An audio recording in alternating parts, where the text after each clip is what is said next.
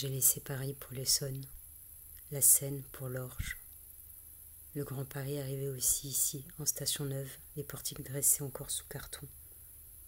Bretigny-sur-Orge, ses bus en face de sa gare, la boîte à livres sauvage dans la cabine téléphonique, le marché où achetaient les femmes des robes de marché comme ma mère et ma grand-mère qui ne marquent pas la taille et s'enfilent rapidement.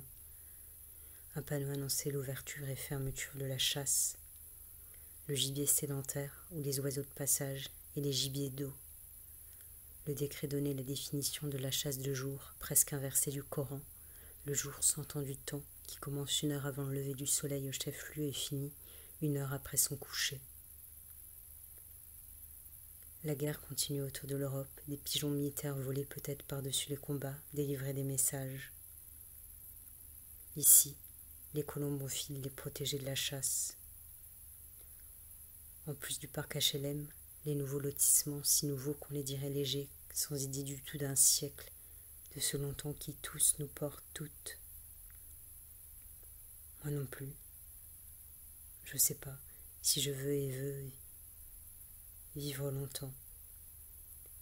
J'ai marché jusqu'au cimetière en passant devant le local électrique et ses sorties salutaires, dissuasifs ici d'un autre danger plus grand. Du lierre tombé des murs, 4 projecteurs LED fixés au-dessus des pierres éclairaient ce soir les tombes, comme un grand stade de foot. Le cimetière était collé à l'église, comme le jardin d'une maison. J'ai vu le suaire des soldats et le columbarium. J'ai pensé à la guerre, j'ai repensé aux pigeons. Les vivants nuages sédentaires, adressés à leur mort des nuages voyageurs, qu'un nuage d'amour aille vers toi.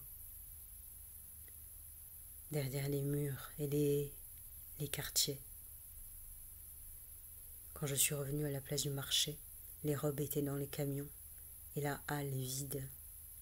On lavait au jet les stands, volailles découpées, le pigeon après chasse et guerre, et celui pour les bonbons, les biscuits. Sans doute remets-je mon corps aux villes pour ne pas trop le mettre au monde. Les villes, les journées s'effacent comme des pas, gibier sec que l'eau du temps chasse, et j'ai souvenir vague de l'été. Monte la jolie Clamart, écrire devient comme marcher, qui chasse dans son pas précédent. J'ai pris le bus jusqu'à Arpajon. La fille devant avait son chignon roulé dans son voile. J'ai lu après sur les forums que ce chignon serait haram. Les filles des Yabiladi parlaient, elles, de bosses de chameau. La grande halle et ancienne foire aux bestiaux érigeait sur la place sa vaste bosse en grès.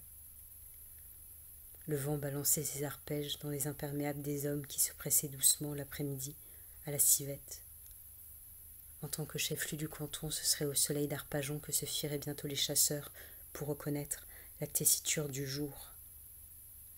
J'ai marché jusqu'à l'église. À titre exceptionnel, il n'y aurait pas de messe mercredi 28, jeudi 29.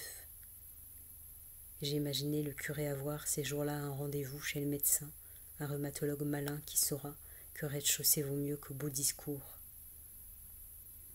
J'ai marché jusqu'au cimetière où les morts, oiseaux de passage, s'envolaient par l'âme. Les anges se penchaient sur nos fleurs. La tombe un paillasson et rentrait là d'une très longue marche.